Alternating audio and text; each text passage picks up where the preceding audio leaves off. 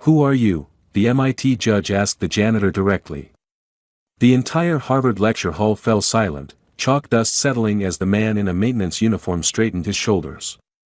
20 years of invisibility fell away as he reclaimed his true identity. "My name is Dr. Moyle Johnson Osei. How did a brilliant mathematician end up scrubbing floors at the very institution that destroyed his career? Why was James, a promising black student, forced to stand during lectures due to a painful secret? And what happens when truth finally emerges after decades of being erased?" Prepare to witness how a single piece of chalk reveals decades of academic theft in "Black Man Was Scorned for Being a Cleaning Staff." Don't forget to subscribe to our channel for more powerful stories that expose hard truths and celebrate hidden heroes. Dear viewer, if you are watching my story for the first time, I humbly request you write the location from where you are watching right now, subscribe this channel and press the bell icon now not to miss the notifications of my daily published news stories. Thank you, and let's dive into the full story. Marcus Johnson moved silently through Harvard's hallowed halls, pushing his janitorial cart with practiced ease. At 45, his salt and pepper beard and stoic demeanor had become as much a fixture of Thayer Hall as the portraits of distinguished alumni lining its walls. Yet despite his 15 years of service, Marcus remained virtually invisible to the students and faculty who passed him daily. "Excuse me," a professor muttered without making eye contact, brushing past Marcus as if he were merely an inconvenient piece of furniture. Marcus nodded politely, continuing his work without comment. He'd long grown accustomed to this particular form of invisibility, the kind reserved for those who served rather than taught or studied. As he entered Lecture Hall B, Marcus noticed Professor Eleanor Whitmore at the board, her chalk scratching furiously as she prepared for her advanced mathematics lecture. Her reputation preceded her, brilliant but cold, with little patience for those she deemed intellectually inferior. "You there," she called without turning. "I need this room spotless before my 2 p.m. class. These undergraduates are paying good money, and I won't have them distracted by someone's coffee stains." "Yes, Professor Whitmore," Marcus replied quietly. She glanced at him briefly, her eyes dismissive. "And please be finished before my students arrive." When she left, Marcus approached the blackboard to clean its margins. His eyes scanned the complex equations, and he paused, noticing an error in her work, a subtle mistake in a differential equation that would lead her students down an incorrect path. For a moment, his hand hovered near the error, chalk dust illuminating his dark fingers. With practiced restraint, he lowered his hand and continued cleaning. It wasn't his place to correct Harvard's esteemed Professor Whitmore. Later, as students filed in, Marcus retreated to a corner with his mop. A young black student entered, walking stiffly and standing at the back rather than taking a seat. "Mr. Carter," Professor Whitmore said sharply. "There are plenty of empty seats. Must you insist on standing like a sentinel?" "I'm sorry, Professor," the young man replied, shifting uncomfortably. "My back." Yes, your mysterious back problems. Take a seat or leave my classroom." Marcus watched as James Carter reluctantly moved toward a seat, his face tight with pain. Something in the young man's eyes, determination shadowed by hurt, stirred a memory in Marcus, something from a life long buried. As Marcus finished his cleaning and headed for the door, he glanced again at the blackboard. The error remained, uncorrected. No one would notice except him.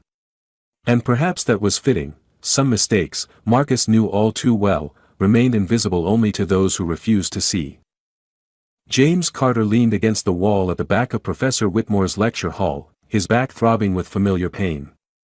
6 months had passed since Professor Regina Harris had struck him with a pointer when he'd questioned her analysis of historical racial biases in economic theory. The physical pain had eventually subsided, but the humiliation and resulting injury had left him with chronic back issues that made sitting for long periods unbearable. "Mr. Carter," Professor Whitmore's sharp voice cut through his thoughts. "I don't recall giving you special standing privileges in my class." James straightened. "Professor, as I've explained before, I have medical." "Yes, your alleged back condition." Her skepticism hung in the air like chalk dust. "Which conveniently lacks documentation from the University Health Services." The truth was, James had documentation but had chosen not to submit it officially. Doing so would require naming Professor Harris, and as one of the few black students in the economics department, he feared the repercussions. Either join your colleagues in proper seating arrangements or consider yourself marked absent, Professor Whitmore continued, gesturing to an empty seat in the front row. From the corner of his eye, James noticed the janitor, the older black man who always seemed to be cleaning somewhere nearby, pausing in his work, watching the interaction with an unreadable expression. With reluctance, James made his way to the indicated seat, each step sending sharp pains up his spine. He lowered himself slowly, jaw clenched against the discomfort. "Now that Mr. Carter has deigned to join us properly," Professor Whitmore said with a thin smile, "let's continue our exploration of Chandrasekhar limits in non-Euclidean spaces." As she turned to the blackboard, James noticed a small error in her preliminary equation. His hand rose hesitantly. "Professor, I think there's a—" "Mr. Carter," she interrupted without turning around, "having finally taken your seat, are you now determined to disrupt my lecture with questions? Perhaps you'd prefer to teach the class yourself?" Scattered laughter rippled through the room. James lowered his hand, his cheeks burning. Later, as students filed out after class, James remained seated, waiting for the pain to subside enough for him to stand. Professor Whitmore gathered her materials, pointedly ignoring him. "You were right," came a quiet voice. James turned to find the janitor cleaning nearby. "About the equation." The man didn't look up from his work, and James wasn't sure he'd heard correctly. "Excuse me." "The Chandrasekhar formulation." She dropped a critical coefficient. The janitor's voice was soft but clear. "Changes everything downstream." Before James could respond, Professor Whitmore returned, eyeing them both with suspicion. "Mr. Carter, if you're finished monopolizing the classroom, some of us have research to conduct." James rose painfully, gathering his books. As he left, he glanced back at the janitor, who had resumed his work, once again invisible to everyone but him. In the hallway, he overheard two teaching assistants whispering. "Did you see Whitmore put Carter in his place again? I don't get why she's so hard on him specifically. You know how she is about standards. Probably thinks he's only here because of affirmative action." James tightened his grip on his backpack and walked away, the pain in his back matched only by the one in his chest. Marcus's one-bedroom apartment in Dorchester was modest but meticulously organized. Bookshelves lined every available wall, filled with volumes on advanced mathematics, theoretical physics, and philosophy. A small desk positioned near the window held a worn leather journal and a stack of academic papers, some yellowed with age, others printed recently from online journals he accessed through public library computers. He shed his janitor's uniform and carefully hung it in a closet before showering away the day's chalk dust and floor cleaner. Afterward, dressed in comfortable clothes, Marcus settled at his desk and opened his journal to a fresh page. He sketched Professor Whitmore's erroneous equation, then corrected it, following the mathematical thread to its proper conclusion. His mind wandered to James Carter. There was something familiar in the young man's struggles, the determined set of his jaw, the intelligence in his eyes, the resignation in his shoulders when dismissed. Marcus had seen that same look in the mirror decades ago. A knock at his door interrupted his thoughts. His neighbor, Mrs. Patterson, a retired schoolteacher, stood holding a covered dish. "Made too much stew again," she said with a knowing smile. They both understood this was her way of checking on him. "Thank you, Mrs. Patterson." He accepted the dish, careful to position himself so she couldn't see the mathematics texts visible behind him. "You're too kind." "Nonsense. You working tonight?" she asked, referring to what she believed was his night shift as a security guard, the fiction he maintained to explain his unusual hours. "Not tonight. Catching up on some reading." After she left, Marcus ate while reading an article on recent developments in string theory. His phone chimed with a rare email notification, a mathematical journal announcing a competition at Harvard, sponsored by the prestigious Whitaker Foundation. The prize, a substantial grant and recognition in leading academic circles. Marcus stared at the announcement, memories washing over him like a tide. 20 years ago, he'd been Dr. M.J. Osei, a rising star in theoretical mathematics at the University of Ghana, later earning a position at Imperial College London. His paper on multidimensional calculus had garnered international attention, until it was discredited by prominent American mathematicians who couldn't accept that such innovation could come from an African scholar. The following morning, Marcus quietly entered Harvard's administrative building during his break. Dean Richard Thompson was speaking animatedly with a donor in the hallway, his tailored suit and confident gestures embodying institutional power. "Of course, Harvard maintains the highest standards," the dean was saying. "Our reputation depends on excellence, not accommodation." Marcus kept his head down as he passed, but caught the dean's momentary glance, the reflexive assessment and dismissal that came when Thompson recognized him as merely part of the maintenance staff. Later that day, as Marcus cleaned the mathematics department hallway, he observed Professor Whitmore berating a teaching assistant. "Olivia, these papers are graded too generously," she snapped, thrusting a stack of exams at a young Asian American woman. "We're not running a charity. Either they understand the material or they don't." "But Professor, some students are approaching the problems differently, especially Carter. His solution was unconventional but mathematically sound." "I decide what's sound in my classroom," Whitmore interrupted. "Regrade these. And I want to see at least a 10-point reduction in the average score." After they departed, Marcus approached the classroom where James often studied alone. The young man was standing at the blackboard, attempting to work through a complex problem, his face contorted in both mathematical concentration and physical pain. Marcus silently placed a folded piece of paper on James's backpack and continued down the hallway, his mop creating wet arcs on the floor like mathematical functions seeking their limits. On the paper was a simple note: "Try approaching it from the fourth dimension first. The solution reveals itself when viewed from the proper angle." The lecture hall buzzed with nervous energy as students prepared for Professor Whitmore's infamous execution day, her term for the midterm review where she dissected each student's understanding with surgical precision and public commentary. James stood at his usual place against the back wall, reviewing his notes. His back had been particularly painful all week, but today he'd come prepared, a doctor's official note requesting accommodation for his condition. "Mr. Carter," Professor Whitmore called as she entered, "I see you're continuing your vertical rebellion." James straightened. "Actually, Professor, I have this." "Spare me," she cut him off, not even looking at the paper he held out. "Today's review requires active participation at the board. Your special arrangements end now." James hesitated, then slowly approached the front, where 3 large blackboards awaited. Professor Whitmore assigned each student a problem, saving what appeared to be the most complex for James. "Derive the complete solution," she instructed with a thin smile. "Show all steps." James recognized the problem. It built upon the very equation Professor Whitmore had presented incorrectly weeks ago, the one the janitor had quietly noted. If he solved it as Whitmore expected, following her flawed premise, the solution would fail. If he corrected the original error, she would accuse him of insubordination. As he worked, the chalk feeling heavy in his hand, James made a decision. He wrote the equation correctly, including the coefficient Whitmore had omitted. The solution flowed naturally after that, revealing elegant symmetries that the flawed version obscured. From the corner of his eye, he noticed Marcus enter with his cleaning cart, beginning his rounds at the back of the hall.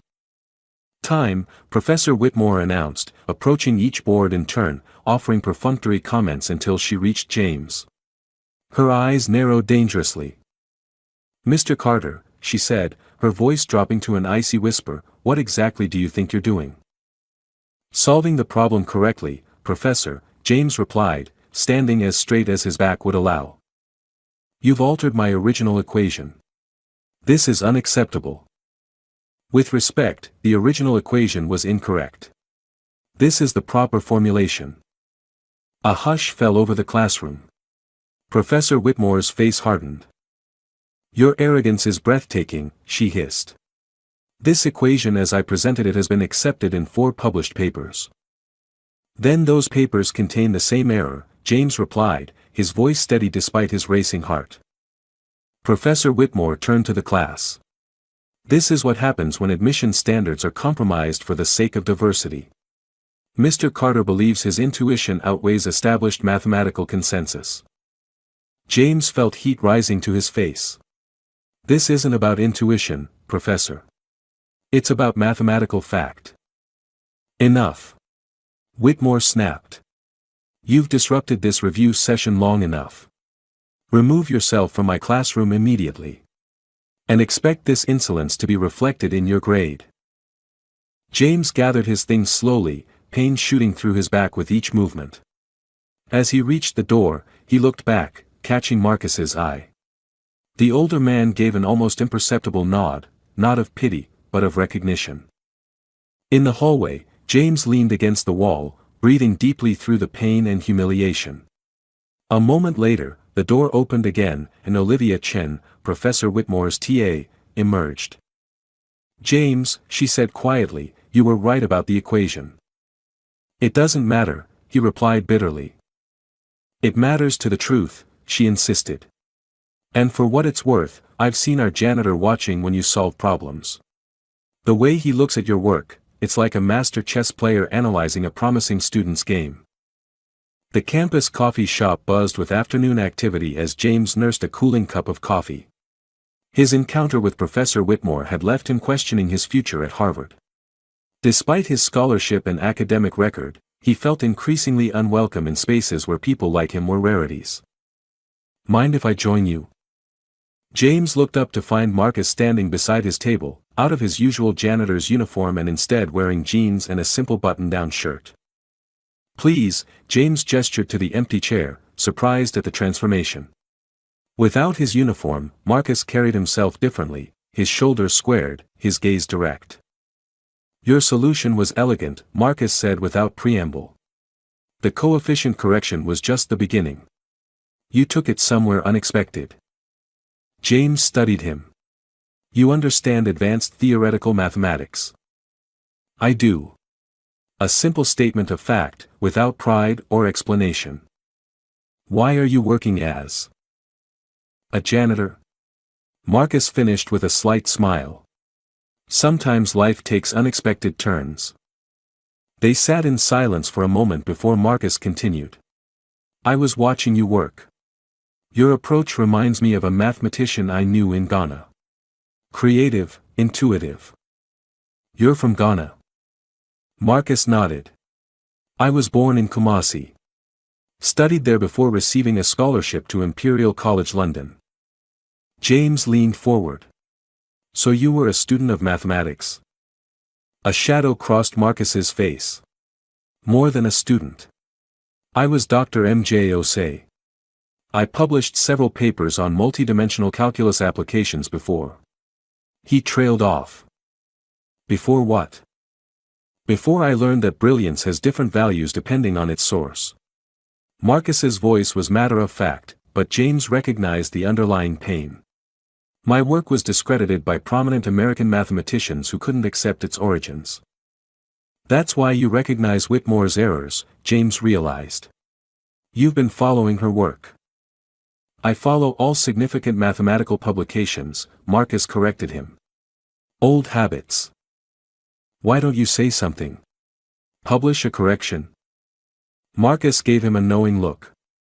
Who would listen to a janitor?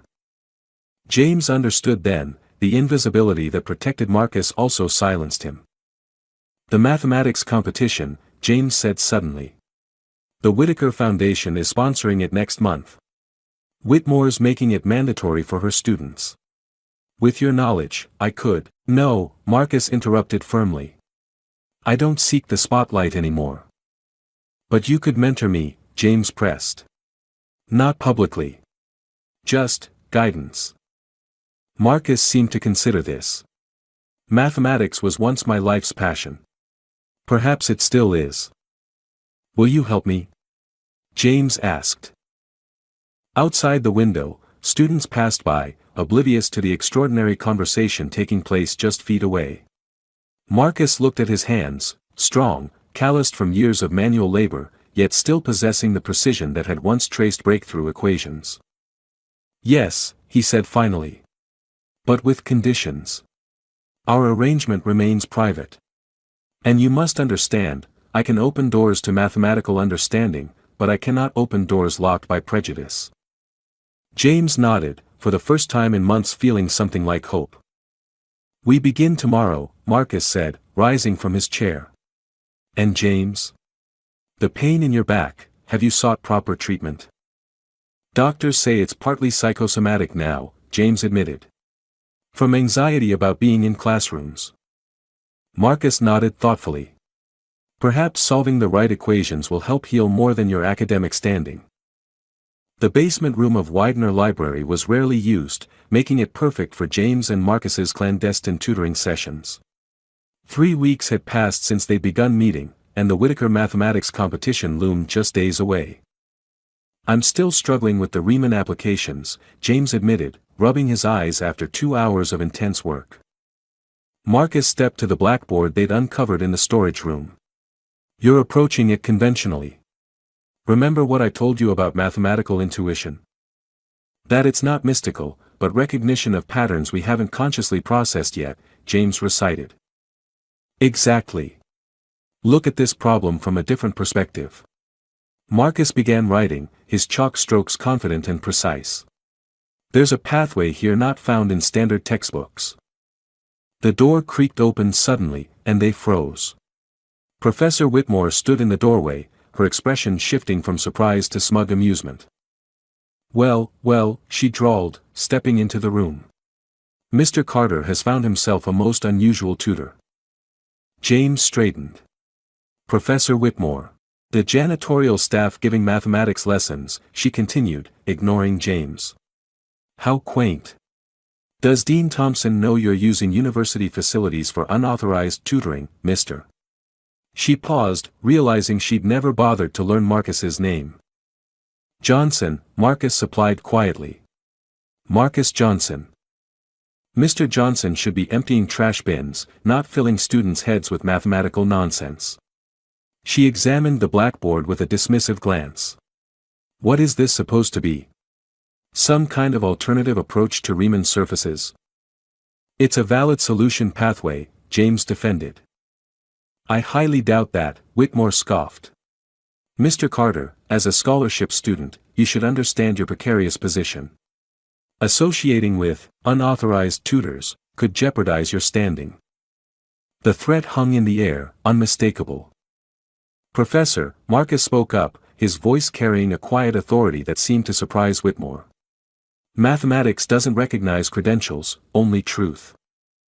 How philosophical, she replied coldly. Unfortunately, Harvard recognizes credentials quite keenly. She turned to James. The competition is your final opportunity to demonstrate your mathematical competence. I suggest you seek legitimate assistance if you require it. After she left, silence settled over the room. She's right about one thing, James finally said. My scholarship is hanging by a thread. If I fail this competition. You won't fail, Marcus assured him, though concern lined his face. The following day, Marcus was scrubbing floors in the administration building when Dean Thompson approached, Professor Whitmore at his side. Johnson, the dean addressed him. A word. Marcus stood, respectfully removing his cleaning gloves. It's come to my attention that you've been engaging in unauthorized tutoring activities, Thompson began, his tone measured but stern. I've been helping a student understand mathematics, sir.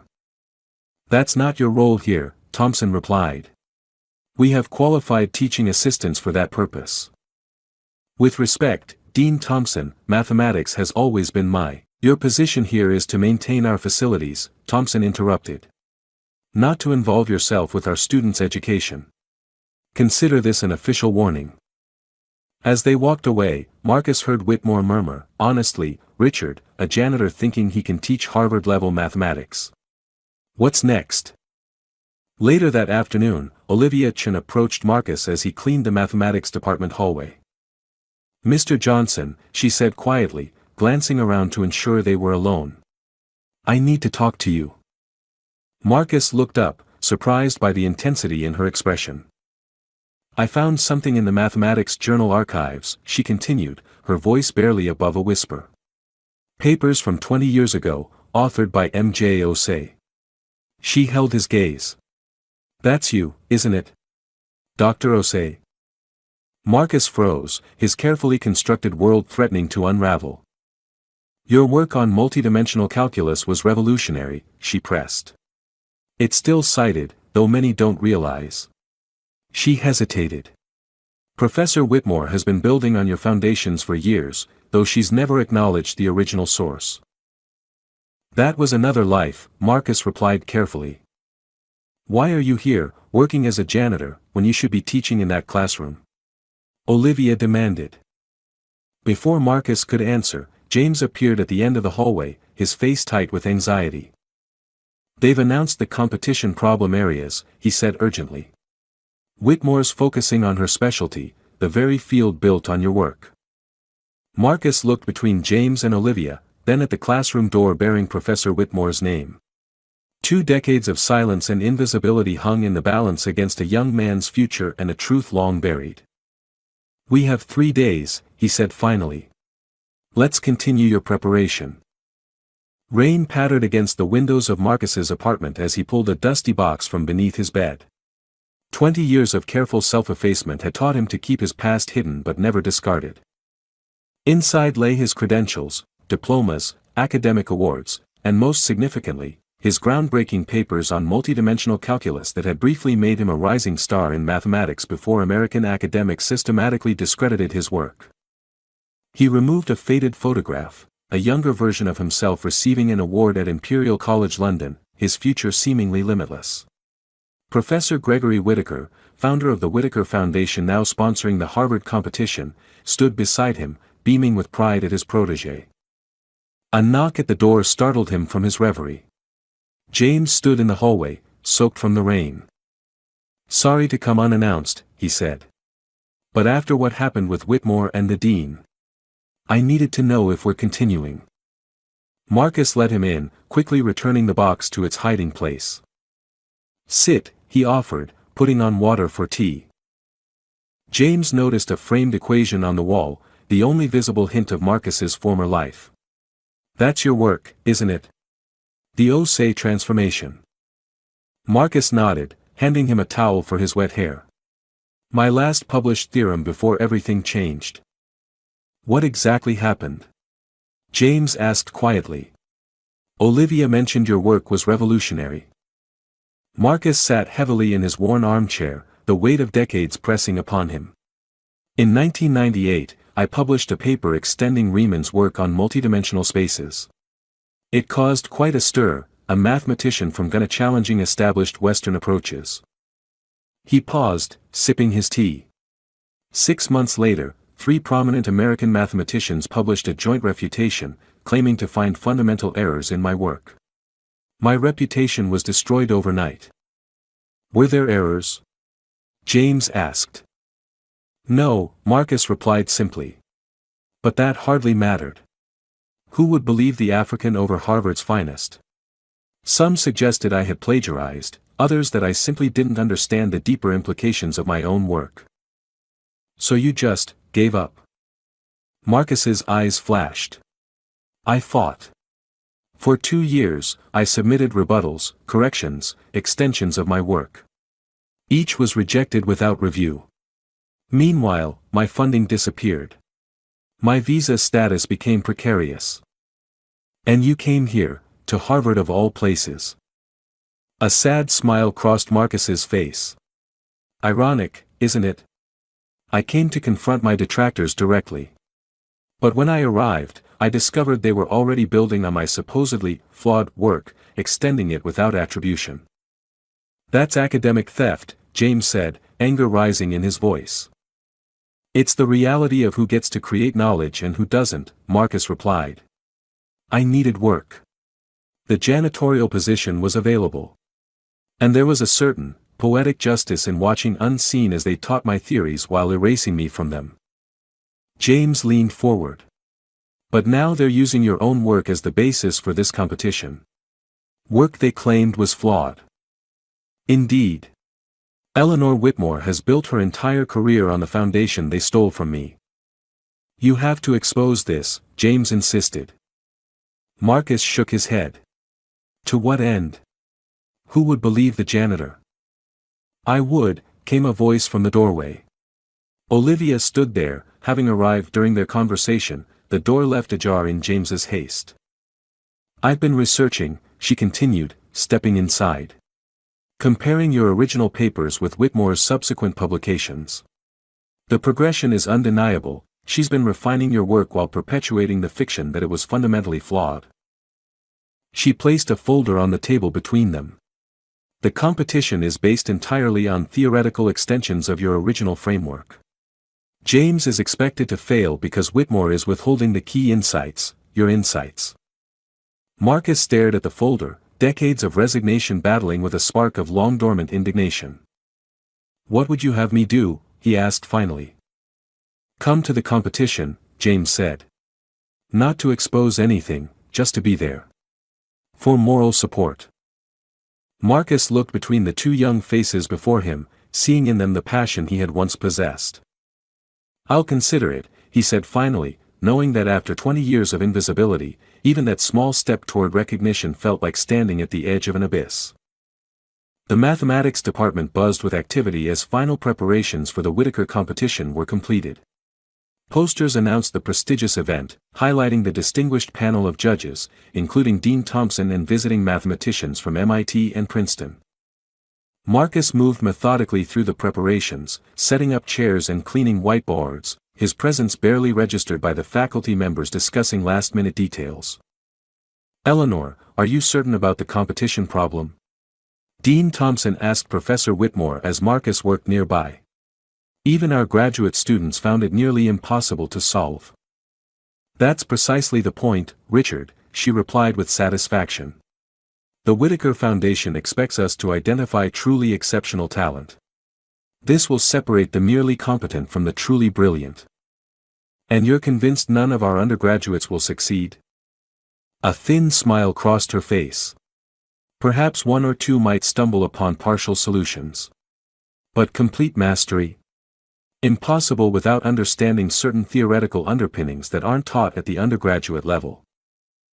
Underpinnings she had appropriated from Marcus's work, never publicly acknowledging their source. Marcus continued his cleaning, the cloth moving in smooth, even strokes across the whiteboard, erasing equations as efficiently as his contributions had been erased from academic record. Later that evening, as most staff and students had left, Marcus encountered James in an empty classroom, slumped over his notes, visibly exhausted. You should rest before tomorrow, Marcus advised, setting aside his cleaning supplies. James looked up, dark circles under his eyes. I can't. Every approach I try hits a wall. It's like Whitmore designed this problem specifically to be unsolvable with the tools she's given us. That's exactly what she's done, Marcus confirmed. She's testing for knowledge she's never taught. James winced as he straightened, his back clearly causing him significant pain. Your back is worse, Marcus observed. Stress makes it flare up, James admitted. The doctor says I'm holding trauma in my body from what happened with Professor Harris. He attempted a smile. Apparently being physically assaulted by your professor leaves lasting effects. You should report what happened. James shook his head. Professor Harris has tenure and connections. I'm a scholarship student with unsubstantiated claims. Who do you think the university would believe? The question hung between them, both knowing the answer all too well. I've been meaning to ask, James said, changing the subject. Will you be there tomorrow? For the competition? Marcus hesitated. I'm not sure my presence would help your concentration. It would, James insisted. Just knowing someone believes in me. Their conversation was interrupted by the click of heels in the hallway. Professor Whitmore appeared in the doorway, her expression darkening at the sight of them together. Mr. Carter. Still seeking unorthodox assistance, I see. Just cleaning up, Professor, James replied, gathering his notes. Whitmore's gaze shifted to Marcus, something calculating in her eyes. Mr. Johnson. A moment. Marcus followed her into the hallway. I've been doing some research, she said without preamble. MJ Osei. That was you, wasn't it? Marcus remained impassive, but his heart raced. I'm not familiar with that name, Professor. Don't insult my intelligence, she hissed. Your work was fundamentally flawed, but it had potential. Potential others developed properly. She straightened. Whatever you think you're doing with Carter, it won't work. Some people simply don't belong in these hallowed halls, neither as students nor as supposed mathematical geniuses. As she walked away, Marcus stood motionless, her words washing over him like acid rain on stone, corrosive but no longer able to penetrate his core. When he returned to the classroom, James looked up questioningly. She knows who you are, James said, not really a question. She thinks she does, Marcus replied. But she has never truly seen me. James packed up his materials, moving stiffly. Will you come tomorrow? Marcus considered the layers of this question. Was he willing, after 20 years of invisibility, to step even slightly into the light? To witness this young man struggle against the same forces that had once driven him from academia? Yes, he said finally. I'll be there. But remember, your success or failure in this competition doesn't define your worth or your future.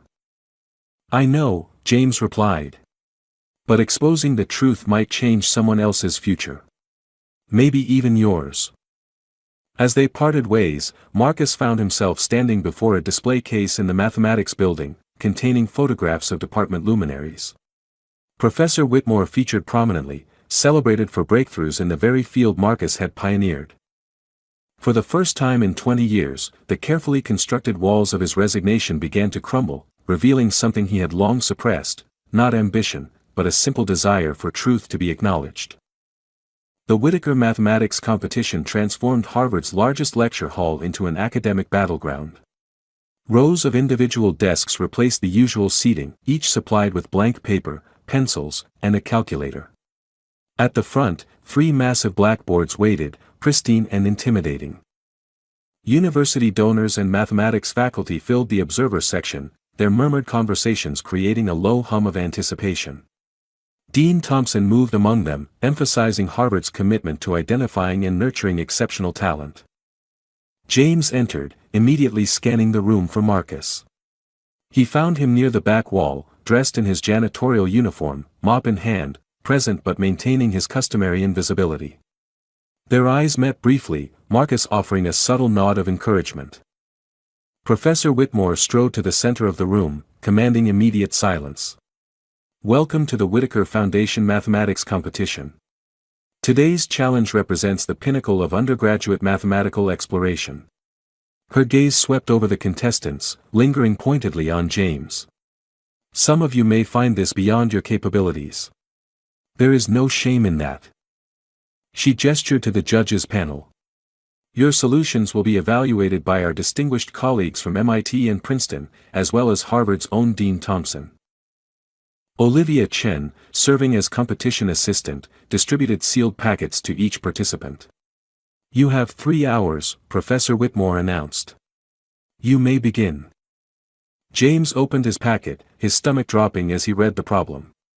It was, as Marcus had predicted, built upon theoretical frameworks that extended far beyond what undergraduates were taught, frameworks that originated in Marcus's uncredited work.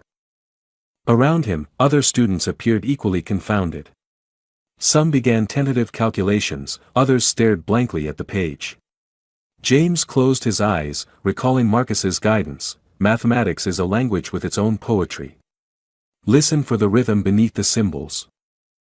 For 2 hours, James worked steadily, pursuing an approach that synthesized Marcus's insights with standard techniques. He was making progress, but as the final hour approached, he hit an insurmountable obstacle, a theoretical leap that required knowledge Whitmore had never provided. Professor Whitmore circulated among the students, her expression revealing satisfaction at their collective struggle. When she reached James, she paused, examining his work with thinly veiled disdain. An interesting approach, Mr. Carter, she commented. Unconventional, but ultimately inadequate. James looked up, meeting her gaze directly. The solution requires understanding the Osei transformation, doesn't it? Something you've never taught us. Her eyes narrowed dangerously. Careful, Mr. Carter. Focus on your work, not on mathematical urban legends. As she moved away, James glanced toward Marcus, who had positioned himself near a side entrance, watching the proceedings with quiet intensity. Their eyes met again, and in that moment, James made a decision. He raised his hand. Professor Whitmore, I'd like to present my partial solution on the board. A ripple of surprise moved through the room. It was unusual for students to present before the competition concluded. That's not the protocol, Mr. Carter, she replied dismissively. Actually, Olivia interjected, consulting the rules, participants may present at any point if they believe they've reached a significant milestone or insight. Whitmore's jaw tightened, but with donors and visiting faculty watching, she could hardly refuse. Very well. You may use the center board. James approached the board, the familiar pain in his back intensifying with each step. He began writing, explaining his approach clearly for the judges. As he reached the critical juncture where his solution faltered, he paused. This is where conventional undergraduate mathematics fails to provide the necessary tools, he explained. The solution requires understanding a theoretical framework that's been systematically excluded from our curriculum. Professor Whitmore stepped forward. Mr. Carter, if you cannot complete the solution, I didn't say I couldn't complete it, James interrupted. I said it requires knowledge you've withheld. He turned to the judges. This problem is designed to be unsolvable with the tools we've been given. Dean Thompson frowned. That's a serious accusation, Mr. Carter. It's not an accusation, James replied. It's a mathematical reality. The room fell silent, tension building like the pressure before a storm. From his position near the wall, Marcus watched the scene unfold, 2 decades of silence weighing against this moment of potential revelation. The silence in the lecture hall was absolute as James stood before the blackboard, his partial solution visible for all to see, brilliant but incomplete, like a bridge abruptly ending above a chasm. Mr. Carter, Dean Thompson said, breaking the tension, either complete your solution or return to your seat. This competition isn't a platform for complaints about curriculum. James looked out at the assembled faces, fellow students, distinguished faculty, visiting judges, all waiting for his failure. His gaze found Marcus at the back of the room, still and watchful. I cannot complete this solution, James admitted, because it requires knowledge of the OSE transformation, work that has been deliberately obscured from undergraduate students. Professor Whitmore stepped forward, her voice sharp with annoyance. This is absurd. The OSE papers were discredited decades ago. Their flaws were thoroughly documented by respected mathematicians. Were they? James challenged. Or was groundbreaking work dismissed because of who created it? That's enough, Whitmore snapped. You're embarrassing yourself and this institution. Perhaps this level of mathematics is simply beyond the capabilities of some students, regardless of how many diversity scholarships they receive. A murmur rippled through the audience at the naked prejudice in her words. James flinched as if struck, his back pain flaring with the public humiliation. At the back of the room, Marcus stood frozen, decades of practiced invisibility battling against rising indignation. He watched as James gathered his dignity despite Whitmore's barb, refusing to be diminished. The solution exists, James insisted, turning back to the board. But it requires acknowledging the validity of work that has been systematically erased. Theoretical fantasies, Whitmore dismissed. If you cannot complete the solution with accepted mathematical principles, then you have failed this challenge. Something shifted in the atmosphere of the room as Marcus set down his mop and began walking toward the front. Students turned to watch his approach, confusion giving way to curiosity. I believe I can assist with this solution, Marcus said quietly, his voice carrying in the hushed hall. Dean Thompson frowned. Sir, this competition is closed to outside participants. I'm not an outside participant, Marcus replied. I'm a Harvard employee providing janitorial services. But I also happen to understand the mathematics in question. Professor Whitmore's face flushed with anger. This is completely inappropriate. Security, please remove this man. Wait, called one of the visiting judges from Princeton. I'd like to see where this goes. Marcus reached the blackboard, accepting a piece of chalk from James with a nod of thanks. He studied the partial solution for a moment, then began to write, his hand moving with practiced confidence. The equation flowered under his touch, expanding into elegant structures that connected previously disparate elements of James's work. The chalk clicked against the board in a steady rhythm, the sound of mathematical poetry being composed in real time. The room watched in stunned silence as this supposed janitor transformed an incomplete solution into a mathematical symphony, revealing pathways that even the judges hadn't considered. "This isn't possible," Whitmore whispered, her composure cracking as she recognized formulations she had claimed as her own innovations appearing under Marcus's hand. When he finally stepped back from the board, the solution stood complete, undeniable in its elegance and precision. The approach utilizes what was once called the Osei transformation, Marcus explained, addressing the judges directly. It allows for movement between dimensional frameworks in a way that resolves the apparent paradox in the original problem. The Osei papers were discredited, Dean Thompson objected, though uncertainty had crept into his voice. Were they? Marcus asked quietly. Or were they simply inconvenient to those who wished to build upon them without attribution? The Princeton judge had risen from his seat, approaching the board with growing excitement. "This is remarkable," he said, examining the solution. "I've only seen theoretical applications of this approach in recent papers by." He glanced at Professor Whitmore, understanding dawning on his face. "Who are you?" the MIT judge asked Marcus directly. Marcus straightened, 20 years of invisibility falling away as he reclaimed his identity. "My name is Dr. Moyali Johnson Osei. 20 years ago, I published the foundational papers on multidimensional calculus that this solution employs, papers that were systematically discredited by this institution." A stunned silence fell over the room, broken only by the soft sound of chalk dust settling on the ledge of the blackboard. "That's impossible," Whitmore sputtered. "Osei disappeared years ago. This is some kind of elaborate hoax." "Not a hoax, Professor," Olivia stepped forward, holding a folder. "I've compared Dr. Osei's original papers with subsequent publications. The mathematical lineage is unmistakable." The Princeton judge stared at Marcus with dawning recognition. "I remember those papers from my graduate studies. They were revolutionary. We were told they contained fundamental errors, but no one ever specified what those errors were." "Because there were none," Marcus replied simply. "Only the inconvenient fact of their origin." In the audience, an elderly gentleman rose slowly to his feet, Professor Emeritus Gregory Whittaker himself, founder of the Whittaker Foundation and former mentor to Marcus at Imperial College. "Moyali," he said, his voice quavering with emotion. "Is it truly you?" The Whittaker competition had transformed into something entirely unexpected, a long-delayed reckoning. Professor Whittaker made his way slowly to the front of the lecture hall, his eyes never leaving Marcus's face.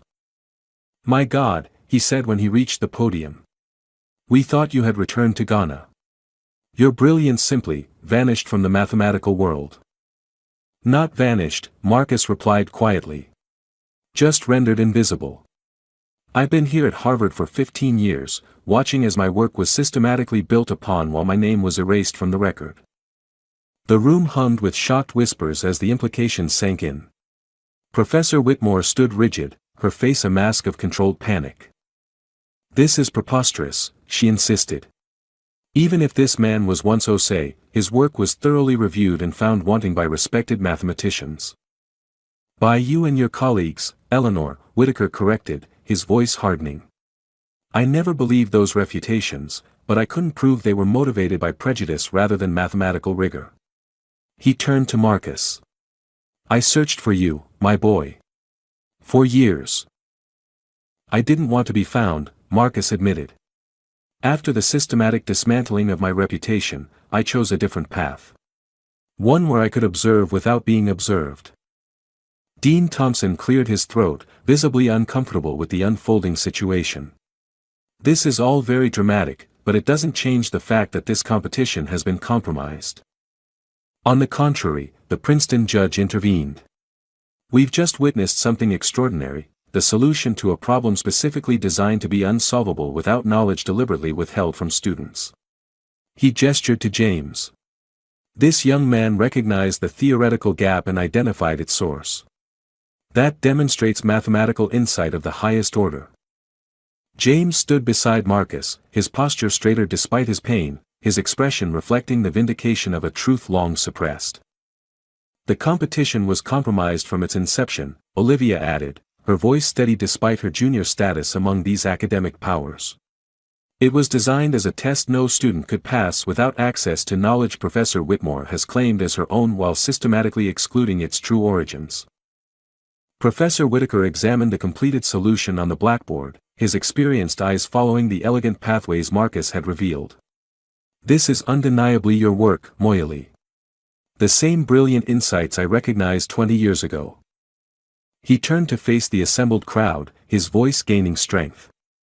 "As founder of the Whitaker Foundation, I declare James Carter the winner of this competition.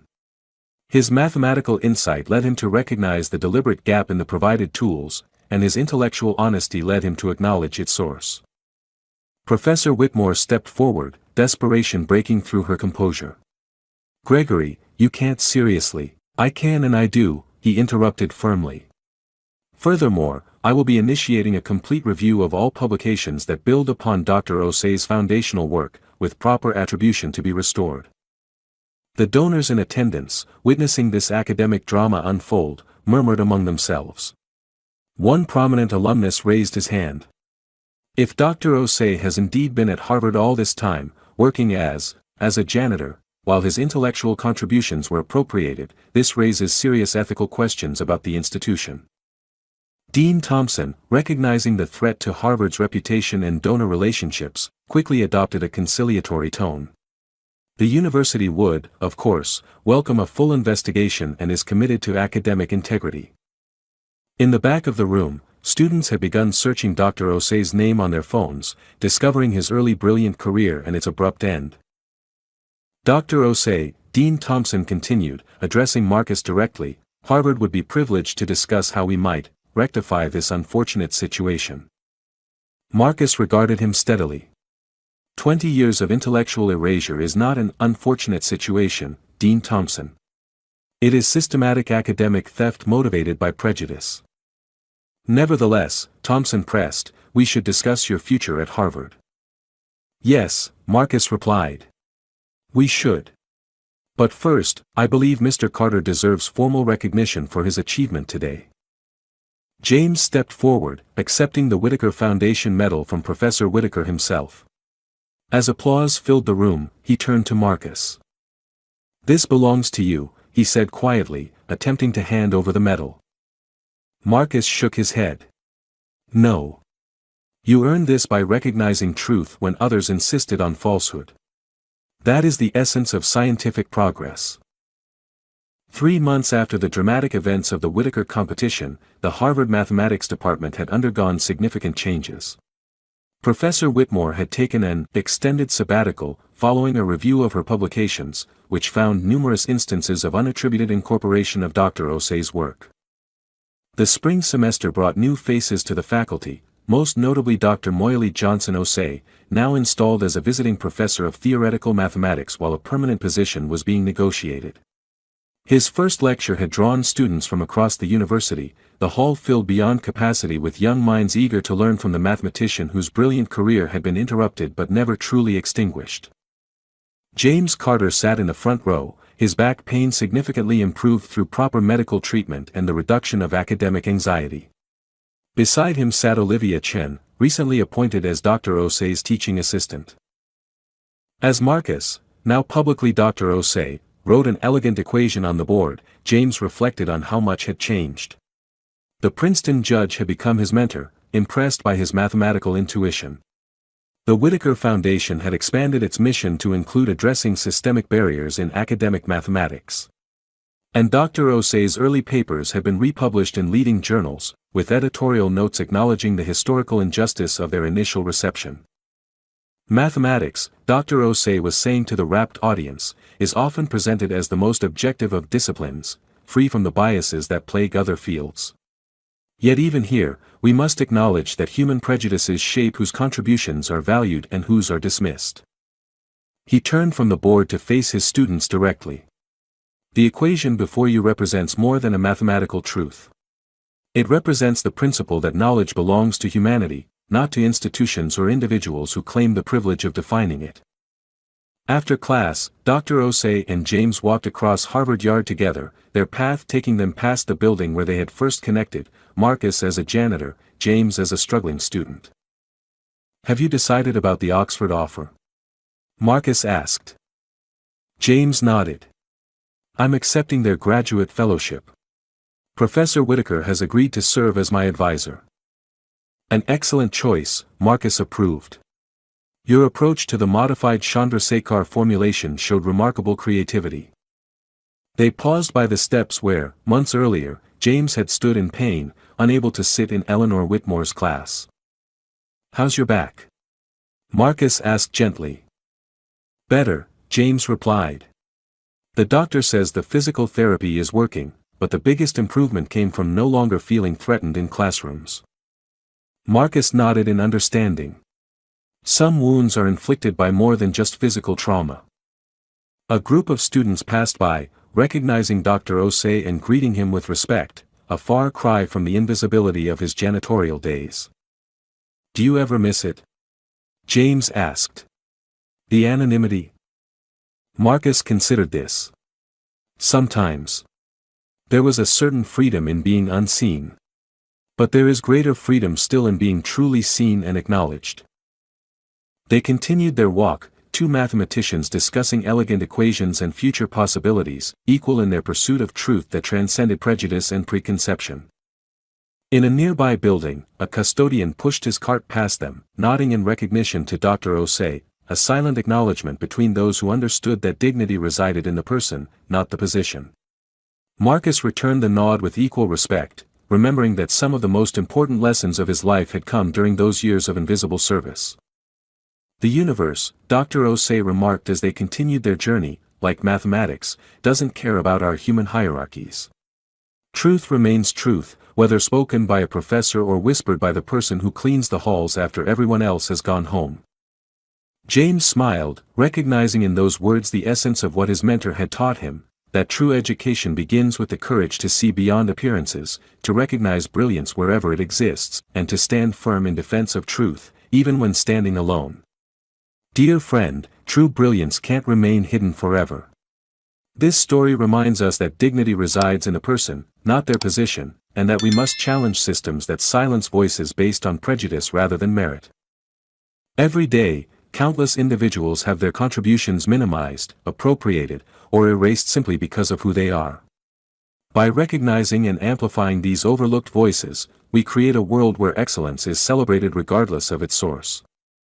Remember Marcus and James when you encounter someone society has rendered invisible. Their story might just change your perspective forever.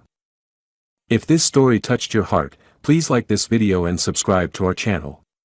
Your support helps us continue sharing these powerful narratives that challenge prejudice and celebrate human dignity.